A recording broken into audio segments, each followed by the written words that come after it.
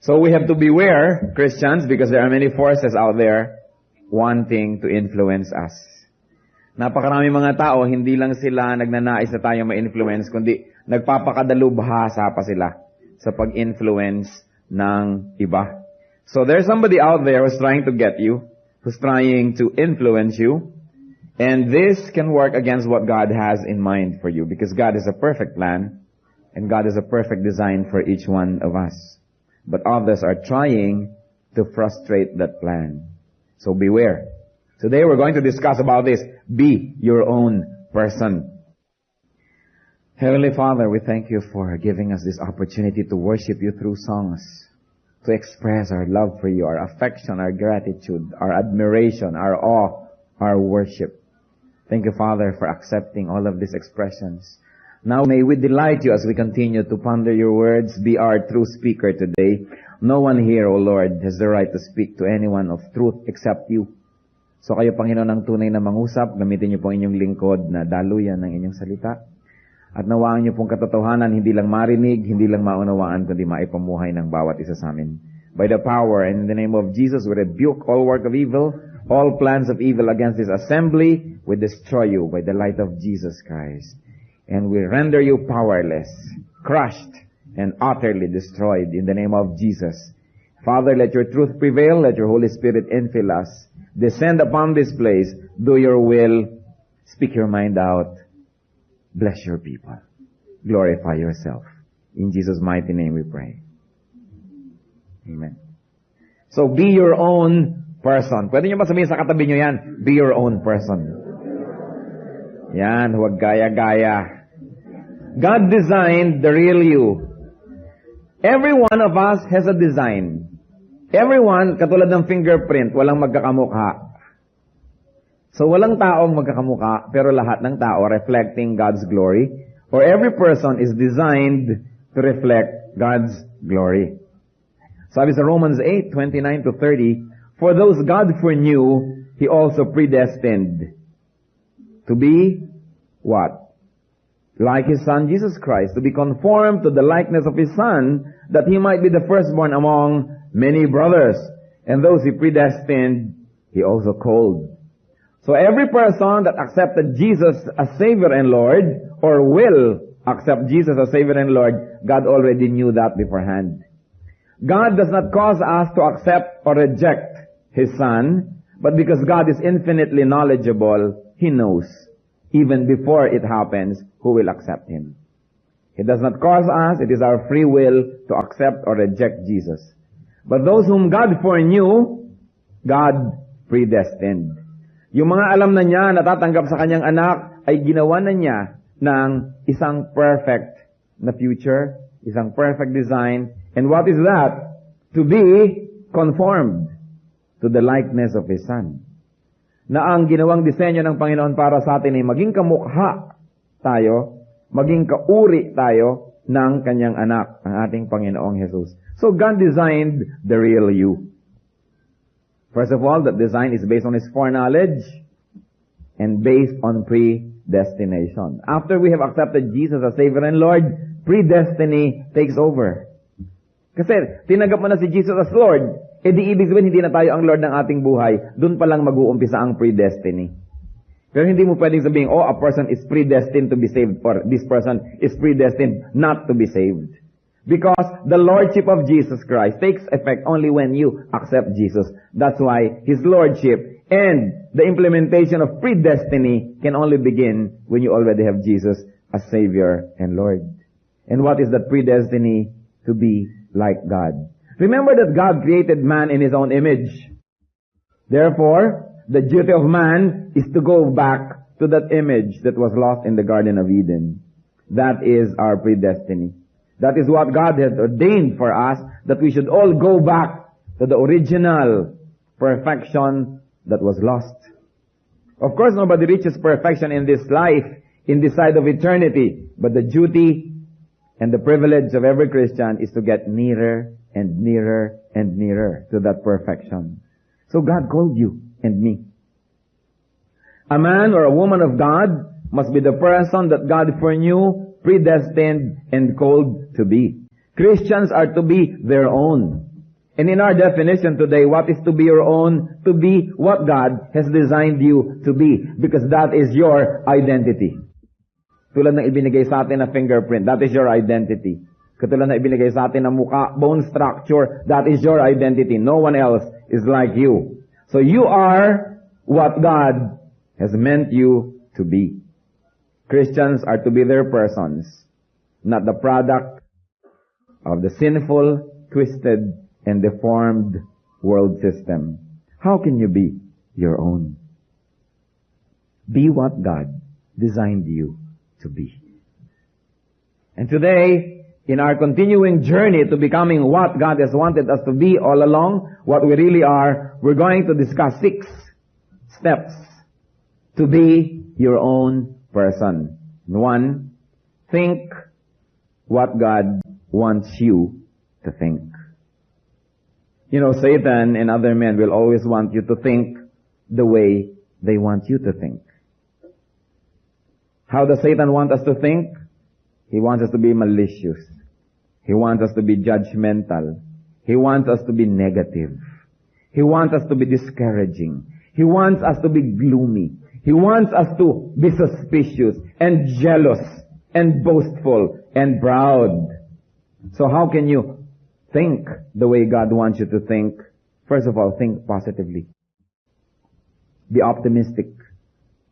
But do not be foolish or ignorant or gullible to the point that we're too optimistic, or that we no longer recognize real danger signs. We no longer recognize really dangerous people, but we have to be optimistic. Philippians 4:8 gives us a glimpse into this optimism.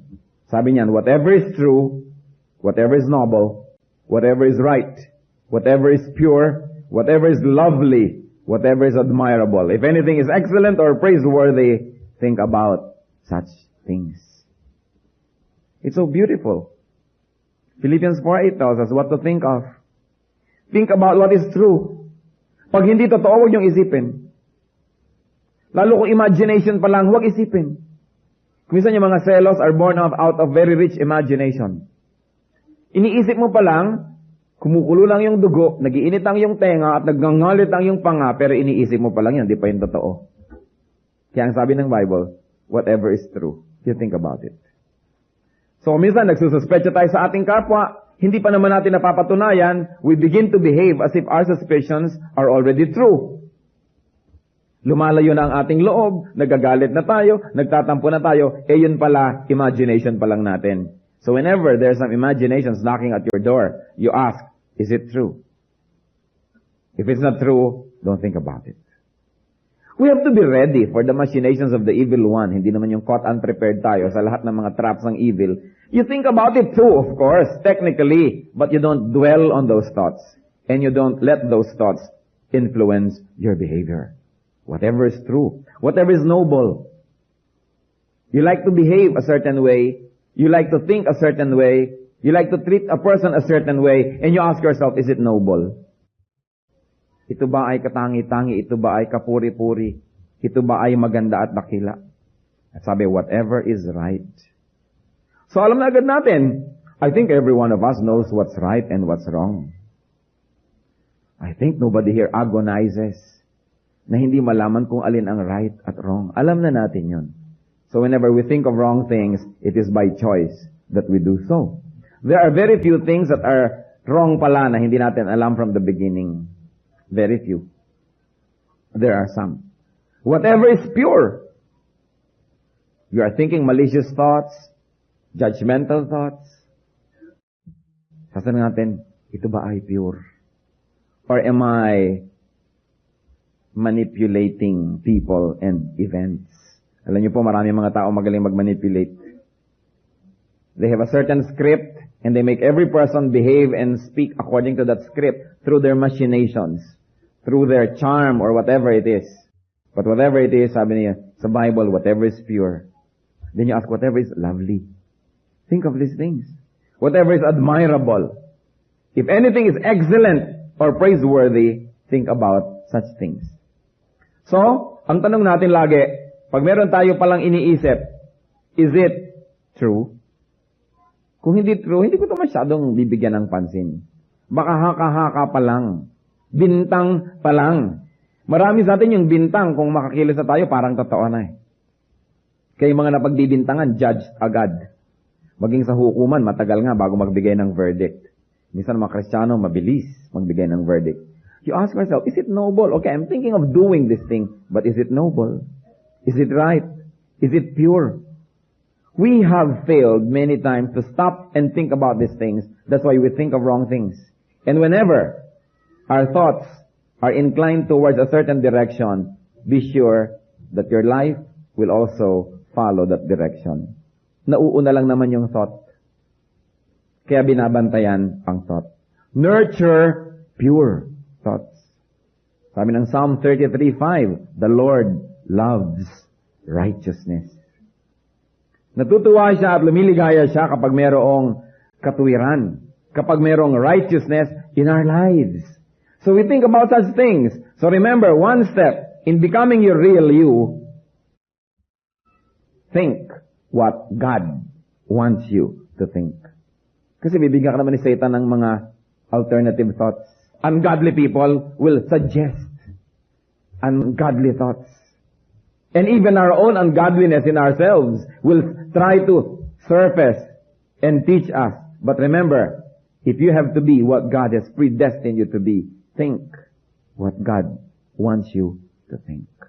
Then too. At ito, breakdown na lang yan. Yung think overall na yun eh. See what God wants you to see. Very often we say the eyes are the first to leave the Lord.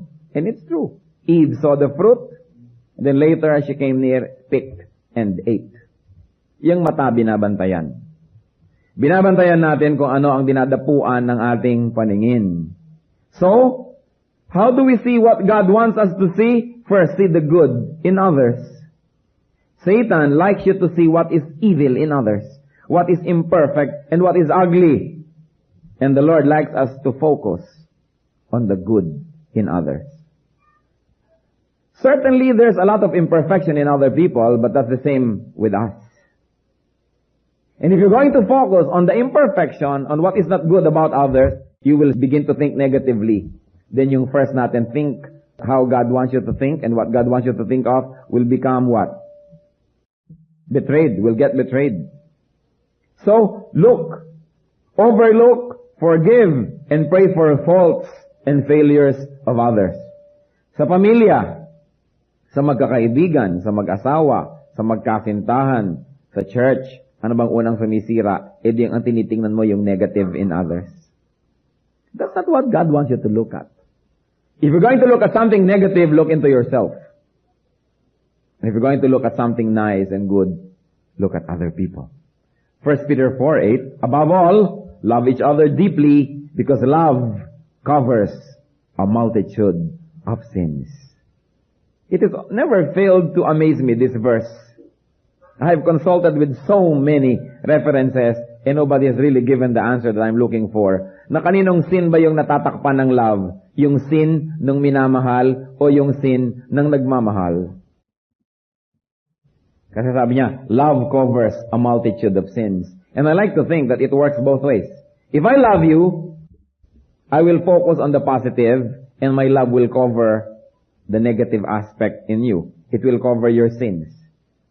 And yet also, if I love other people, and I look at what is positive in them, that same love will cover my sins. Because if I start looking at negative things, I become sinful too.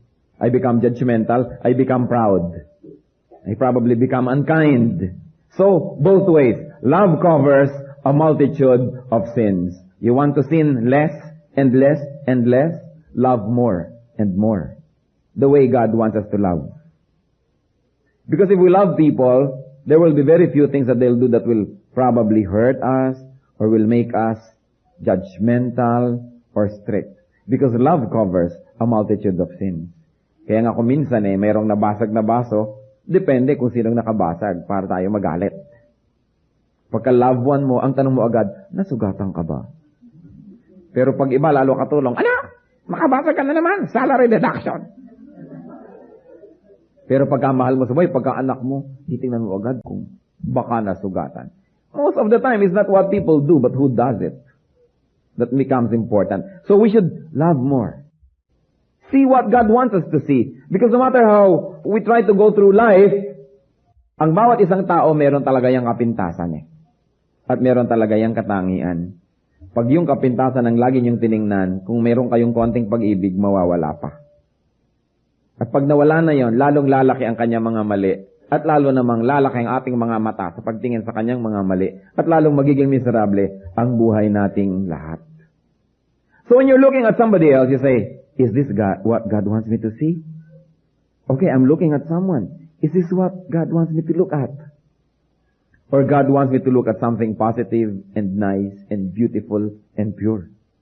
Another thing under that, seeing what God wants us to see opportunities beyond difficulties. Ang mga godly people, when there's a difficulty, when there's a problem, when there is what you might call a tragedy, they look beyond it and see God. And see an opportunity. There's always an opportunity in every difficulty. Lahat tayo puyat dahil sa kasalan. At masaya naman tayo na puyat dahil sa masayang bagay. But tomorrow morning, Sunday, that's an opportunity to come on time. Is it not? Kasi konting-konting pagkakataon lang yung lahat tayo puyat. Huwag niyong papalampasin yung opportunity na maging dakila at maging bayani. Sapagkat ang kadakilaan at kabayanihan ay nangyayari lang sa mga mahihirap na pagkakataon. Kaya pag mayroong mahirap na pagkakataon, ito talaga, nakakainis itong taong ito, then this is my opportunity to be kind. Otherwise, kung mabait naman siya, I don't have any opportunity to be kind. It only follows that I should be kind dahil kind siya. Kung hindi na siya kind, this is an opportunity for my light to shine dahil nag-brown out. Kung ang liwaliwanag na, yung imunting ilaw nyo, hindi na yun mapupuna. Pero kung habang lalong sumisidi ang dilim, lalo namang na-appreciate kahit kaprasong ilaw lamang. Kaya habang gumugulo, this is my opportunity to be calm. They have a point, I will be the counterpoint. They have a thesis, I will be the antithesis. In fact, I will be the synthesis.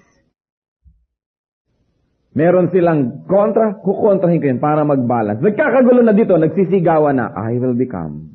This is my opportunity to shine for the Lord.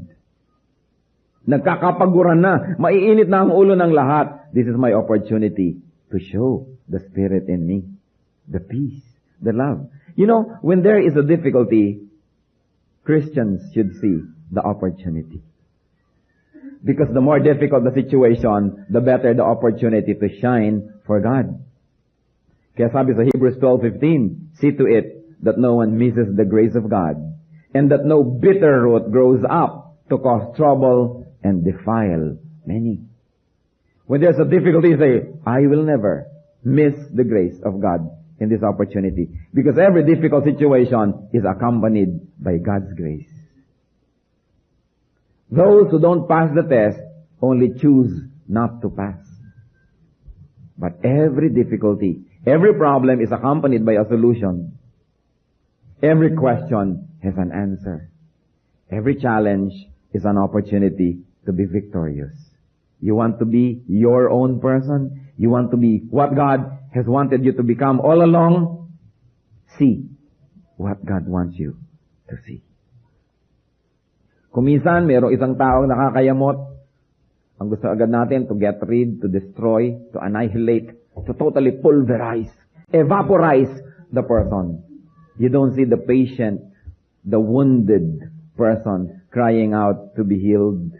At lahat tayo guilty dyan kasi nakakapangyari ang ating personal. Gusto agad natin, tayo makapangyari, tayong manalo, tayo ang mag-prevail. But see, na sa isang taong nakakainis, there is a child or a patient asking to be loved. Can I tell you that the most unlovable persons are those that need it most? Kaya, opportunity yun. Huwag nating palampasin. Kung marami na tayong napalampas, huwag nating palampasin pa. O kaya, huwag nating palampasin lahat. Meron tayong magagawa.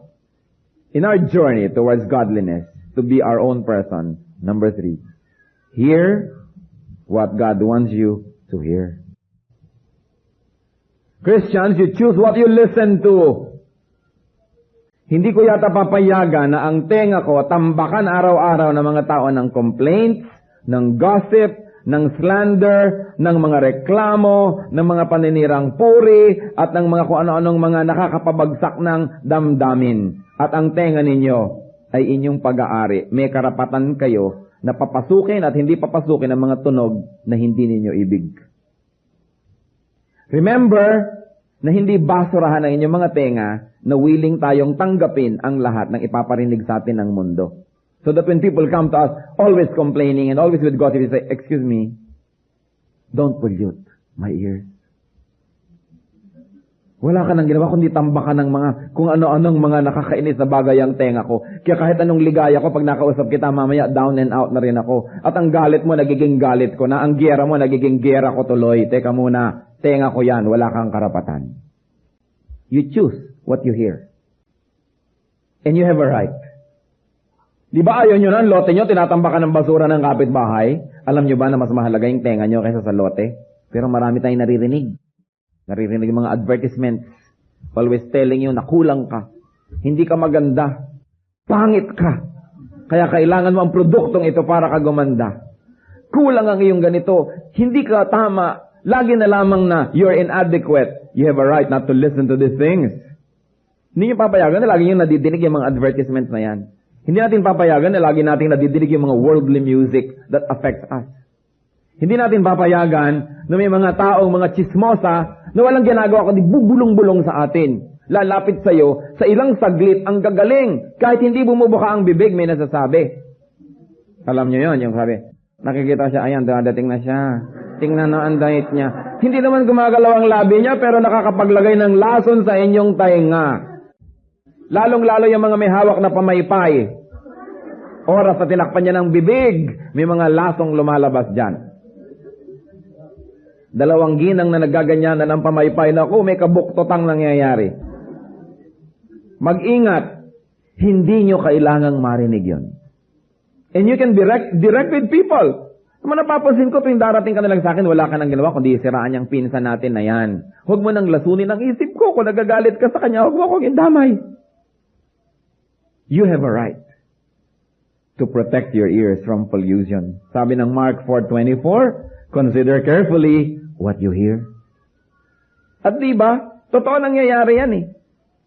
Marinig lang natin ang complaint ng isang tao against another person, kampi na tayo sa kanya.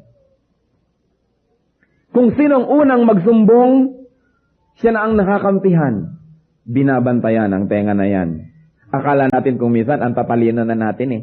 Yun pala tayo yung mga tau-tauhan na kung anong naibubulong sa atin, yun naman ang namumulaklak sa ating buhay. Kaya naman ang isang lalaki, mahal na mahal ang kanyang nanay, pero matapos marinig ang kanyang asawang bubulong-bulong ng 5 taon, ayaw nang pumunta sa nanay niya. May mga ganon.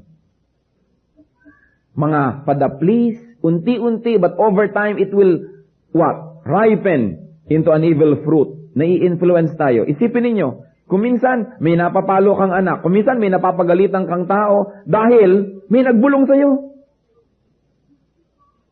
Minsan meron kang isang empleyado o katulong, natutuwa ka, pero eto ngayon na isang kapatid mo, yan namang katulong mo, pagka wala ka, ganitong ginagawa, mamaya galit ka na rin. Sometimes without even verifying the details. Be your own person.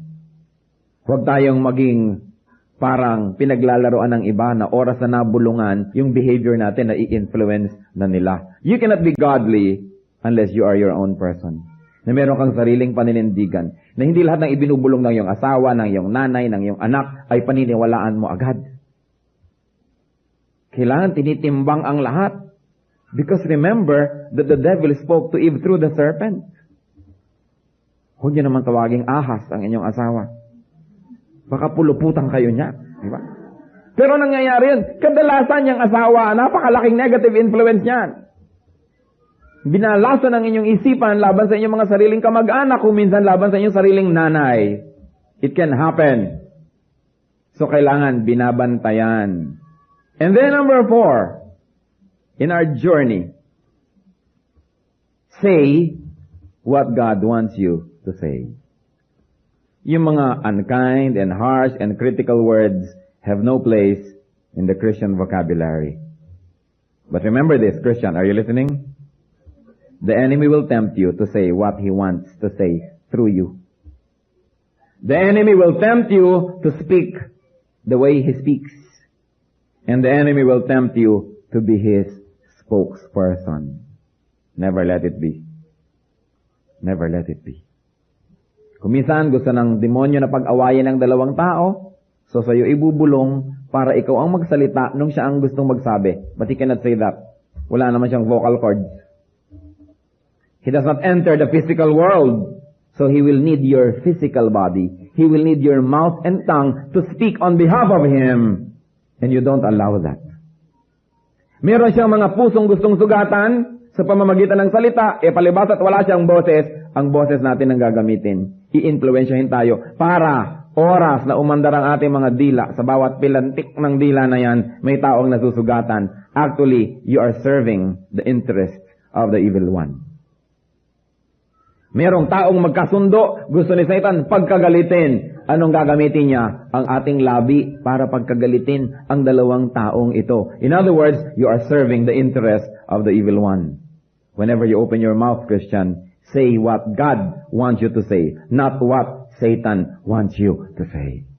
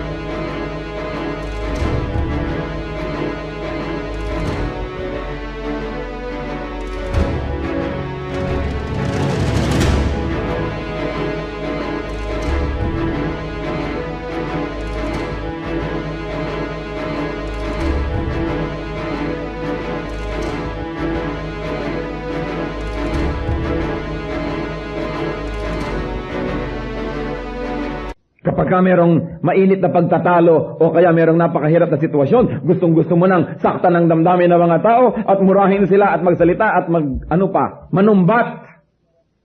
Say to yourself, wait, is this what God wants me to say? Dahil pag nasabi natin, hindi ito ang gusto ng Diyos na gusto kong sabihin, definitely you are serving the interest of the evil one. Grabe ang deception. All around, there is deception. Kaya ang sabi ng Luke 6:45, the good man brings good things of his mouth, out of the good stored up in his heart. And the evil man brings evil things out of the devil, and out of the evil stored up in his heart. At ano pong sabi? For out of the overflow of his heart, his mouth speaks. Kung anong laman ng puso, yun ang lumalabas sa bibig. Kaya binabantayan kung anong naririnig, kung anong nakikita, sapagkat yan ang entry point into the heart. At pag lagi tayong nakakakita ng evil, lagi tayong nakakarinig ng evil, ang laman ng puso, evil, pagbukas ng bibig, yun ang lalabas. Natural. Para rin kung ano ang labas ng sikmura, when we throw up, that is what will come out. Alam nga namang maiba.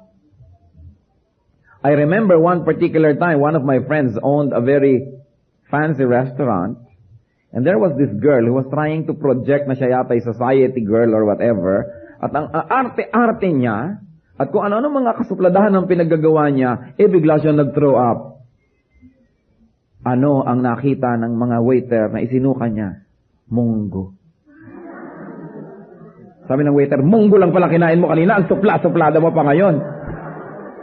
O ganon, ano bang laman ng sikmura? Lumalabas when you throw up. Kung ano laman ng puso, yun ang lalabas. Kaya pag nakita yung tao, laging reklamo ng reklamo, laging chismis ng chismis, alam nyo na, punong-puno ng evil ang puso ng taong ito. Kailangan ipag-pray, kailangan mahalin, pero hindi dapat pakinggan. Maraming ganon.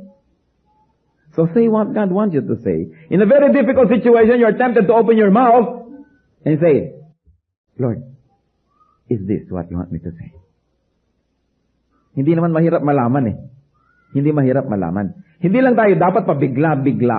Kasi yung salitang nabitawan na, hindi na kayang bawiin. Kahit 1,000 sorry ang sabihin mo, hindi na kayang bawiin ang salitang nabitawan na. Kaya dapat nag-iingat. Do not be the devil's spokesman. And do not be other people's spokesman. Marami mga tao magaling magpaikot eh. Galit sila doon, hindi nila mapagalitan, ikaw ngayon ang gagalitin nila para ikaw magalit. Meron silang taong gustong pagsabihan, hindi nila masabihan, sa'yo ngayon ngulngol ng ngulngol, sa'yo ngayon bulong ng bulong. Mamaya, kung hindi nyo babantayan, sinasabi nyo na doon sa tao ang gusto niyang sabihin, pero hindi niya sinasabi dahil kayo ang ginagamit niya. Madalas yan. Napakadalas. Kaya babantayan natin, teka muna, bakit ba ako ginagalit? Gusto mo siguro awayin ko siya para sa'yo. Kasi nga, napakaraming tao nagmamanipulate. They manipulate others. They make you angry so that you will fight their battles for them. So that you will fight God. Yan ang gusto ni Satan labanan ng Diyos. So ang ginagawa niya, tayo ang kanyang nililinlang para tayo ang lumaban. So we will fight his battle. Don't you be deceived, Christians. Kaya ang sabi sa Bible, be as innocent as doves, but be wise as serpents. Huwag tayong mga uto-uto. At sino naman ang may access na maglagay ng basura sa ating tenga at sa ating mata? Ito yung mga taong malapit sa atin. Kaya bantayan ang mga taong malapit sa atin. People make us hear and see and then say what they want us to say. Be careful. Say good, soothing, healing, comforting, encouraging words. Sabi sa Colossians 4:6, let your conversation be always full of grace, seasoned with salt, so that you may know to answer everyone. Our speech must be seasoned with salt. In other words, yung walang lasa, walang kwenta, dapat may lasa. At hindi lang yon, yung salt stops decay. Kaya kung decay ang ating tambakan ng asin. Parang daing, di ba? Tumitigil ang kanyang pagka-decay pagka inaas na ng husto. Pag kulang sa asin, madaling masira. Kaya sabi, let your conversation always be full of grace, seasoned with salt. I praise God that I am very aware whenever people are trying to manipulate me. Although marami pa rin nagtatagumpay, pero marami pa rin hindi nakakalusot. When people try to manipulate you, especially if you are in a position of leadership, there are some people who don't have that influence or what you might call power. So they will try to influence you so you will move on their behalf. You say, teka, inuuto ako nito. Minamanipulate niya ako. At hindi kakaunti ang nakita ko mga asawa na kung gegrade ninyo, 1, flat 1, ang galing magmanipulate ng asawa. Galing, lalo ang mga Pilipina. Talagang pwede mong bigyan ng mga award sapagkat kumisan na ilalayo ang asawa sa sariling ina. At talagang pag nagmanipulate, akala pa ng lalaki siya pa ang may corona. Dahil habang minamanipulate ka, inuuto ka pa. Nga may gagawin ka, akala mo, desisyon mo talaga yon, pero hindi pala, bulong ng kung sino-sino. Be careful. And women, even men, if you find that you have this nature in you, get rid of it. It's not godly. We should not manipulate others. God does not even manipulate us. God even gives us free will. Do not be manipulative. Let your conversation be always full of grace, seasoned with salt. And then number 5, do what God wants you to do. At nabanggit na natin kanina yan. Do not be the action man, do not be the hatchet man of the devil. Do not do only what you want to do, and do not be the puppet or robot of another person. Maraming ganun kasi atin sa daigdig na ito, napakaraming mga tao yung kulang yung strength of character na hindi nila nabamalayan, sila'y minamanipulate na ng iba. Ginagawa na nila yung hindi nila dapat gawin dahil nai-influensya sila ng iba. So we become angry with their enemies, we quarrel with their enemies, and in the end, we fight their wars. Pinagtatawanan tayo ng evil one when that happens. Kaya sabi lagi sa Bible, be full of wisdom. Be full of wisdom. Do what God wants you to do. So whenever we're going to take a course of action, you ask yourself, is this what God wants me to do? Gusto ba talaga ng Diyos ito? O ako'y na-deceive lamang? And finally, go where God wants you to go. Why? Because God will accompany you. Wherever He wants you to go, He will accompany you with grace, with protection, with success, with peace. Be where God wants you to be. Sabi sa Isaiah 48:17, this is what the Lord says, You Redeemer, the Holy One of Israel, I am the Lord your God, who teaches you what is best for you, who directs you in the way that you should go. So be where God wants you to be. Go where God wants you to go. Sabi ni Lord, ito dapat ang iyong profession, ito dapat ang iyong ginagawa, ito dapat ang iyong pinupuntahan. Huwag tayong magmatigas. Because the blessing of the Lord is there. It is not elsewhere, but there. So our test is this where God wants me to go? Marami yan. Of course, very, very literally, we should go to church.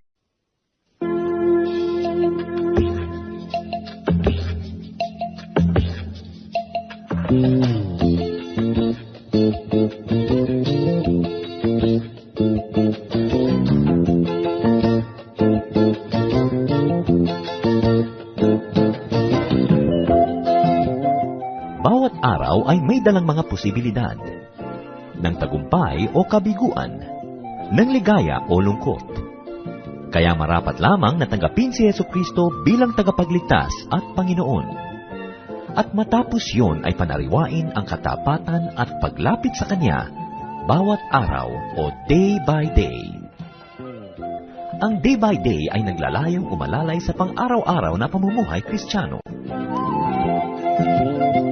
Narito po si Pastor Ed Lapis sa mensaheng pinamagatang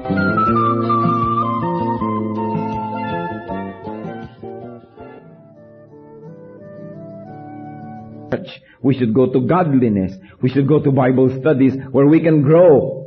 And whenever we are tempted to go elsewhere, especially when we have to sacrifice our Christian activities, you say, is this where God wants me to go? At yung mga 6 na tanong na yon, napakadali na makita kung papaano tayo dapat magiging tunay na tayo. Christian, be your own person. Do not be vacuum-headed. Do not be manipulated by others. Control your thoughts. Alam niyo yung vacuum, kahit ano, hinihitit. Pag hindi puno ng wisdom and godliness ang ating mind, hihititin yan ng kung ano-ano mga basura everywhere. So make sure that your mind is always full of godly thoughts. When the devil finds it to be empty, he will fill it with his own thoughts. Do not be a captive audience of anyone. Control your sight. Choose what you will see. At this point in my life, I read many letters, but I should tell you that there are letters I do not read. It is my right not to read anything that I don't want to see. You can never imagine what kind of letters I get. What kind of indecent proposals I get. And I said, kilala ko na tong letter na to. I will never read it. I refuse to read it. Why should I allow a person to unburden that person's thoughts into me? Di ba pag meron tayong gustong sabihin, pag nasabi na natin, lumuluwag ang ating loob? At sino ang sumikip ang loob, yung napagsabihan, inilipat natin sa kanya. I refuse. Kung ano man ang nararamdaman mo, sarilihin mo na lang. Huwag mo nang ilipat sa akin yan. Buntot mo, hilahin mo, at bakit mo sa akin ipapahilay ang iyong damdamin?